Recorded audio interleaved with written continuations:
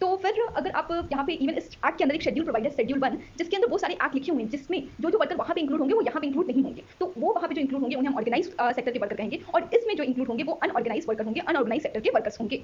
I think ये clear हो गया होगा। इसका बैकग्राउंड देखते हैं। 2006 में इसके लिए एक बिल बनाई गई थी, जो आपका सबमिट हुआ था कमीशन के द्वारा। एक कमीशन फॉर्म की गई थी जो इस एक्ट के इंपॉर्टेंस के बारे में सर्वे कर रहा था कि ये एक्ट लानी चाहिए या नहीं लानी चाहिए। उसी के फेवर में एक बिल यहाँ पर आई। वो बिल कौन सी थी? Unorganised workers social security bill 2006।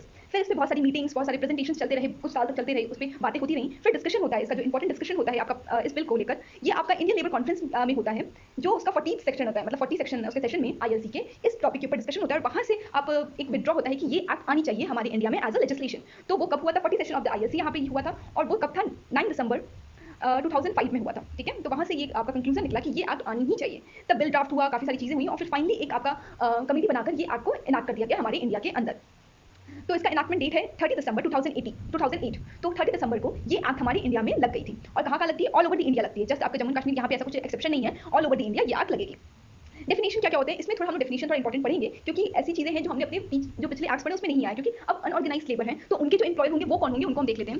Meaning a person और an association of a person who has engaged और employed an unorganised worker either directly और अदरवाइज फॉर द रेम्यूनरेशन। ये आपके एक एसोसिएशन या फिर एक पर्सन हो सकता है जो एम्प्लॉय करेगा अनऑर्गेनाइज्ड वर्कर को, डायरेक्टली करे या फिर अनडायरेक्टली करे, मतलब कि आप नॉन डायरेक्टली आप करोगे, बट किस लिए करोगे? फॉर रेम्यूनरेशन, कोई काम करवाने के लिए। ठीक है, तो ये आपके एम्प्लॉय होते हैं। अब होम बेस्ड वर्कर कौन होता है? मैंने बताया ना यहाँ पे होम बेस्ड वर्कर भी होते हैं, तो वो कौन होते हैं उनका डेफिनेशन देख लेते हैं। Means a person engaged in a production of goods or services for an employer in his or her house or other premises of his or her choices other than the workplace of an employer for the remuneration irrespective whether or not the employer provide the equipment, material or other inputs। तो ये कह रहे हैं कि अगर कोई employer किसी एक ऐसे वर्कर को एम्प्लॉय करता है अपने घर पे या फिर कोई और ऐसी जगह जहाँ पे उसका वो वर्क प्लेस नहीं है, बट वहाँ पे वो एम्प्लॉय करके उससे कोई काम करवा रहा है, तो वो जो काम होगा वो होम बेस्ड वर्कर का काम होगा। वो जो वर्कर होगा वो होम बेस्ड वर्कर होगा।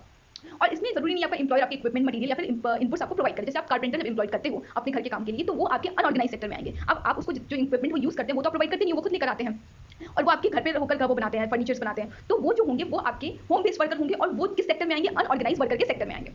अब देखते हैं सेल्फ एम्प्लॉयज वर्कर क्या होते हैं। Self employed worker means any person who is not employed by employer. वो एम्प्लॉयर नहीं उसे एम्प्लॉय करता है, बट एंगेज हिमसेल्फ और herself in any other occupation in unorganised sector subject to a monthly earning of amount as and may be notified by the central government और state government from the time to time whole cultivable land subject to such ceiling as may be notified by the central government. तो self employed worker कौन होंगे? वो ऐसे जो आपका sole proprietorship, छोटे छोटे मान लीजिए एक किसान है जो अपने वहाँ पे किसान वो कर रहा है, खेती कर रहा है, और वो शाम के टाइम अपनी दुकान लगा लेता है और वहाँ पे वो सामान बेचता है, जो भी अपना फार्मिंग किया होता है, जो भी फ्रूट्स एंड वेजिटेबल्स ने किया।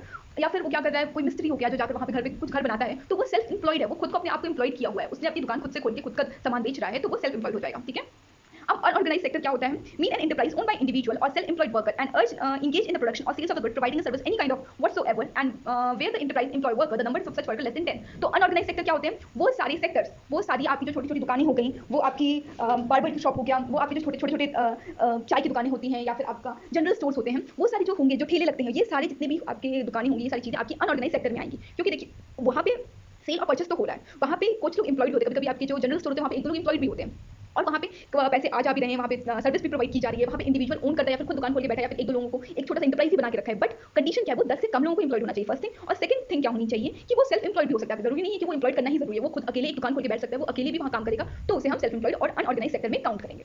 अब देख लेते हैं सोशल सिक्योरिटी बेनिफिट, कौन कौन से बेनिफिट प्रोवाइड की जाती है इस एक्ट के अंदर, और कौन उसे प्रोवाइड करेगा, कौन लाइबल होगा उस बेनिफिट को प्रोवाइड करने के लिए, उसको डिस्कस करते हैं। फ्रेमिंग ऑफ स्कीम, यहाँ पे स्कीम फ्रेम की जाती है इस एक्ट के अंदर कि उनको हम कैसे बेनिफिट प्रोवाइड करें, अनऑर्गेनाइज वर्कर के वो कैसे बेनिफिट प्रोवाइड करें। देखिए जितने भी आपके ऑर्गेनाइज ग्रुप में लोग होते हैं, एम्प्लॉयड होते हैं, उनकी है रिटायरमेंट प्लान है, बहुत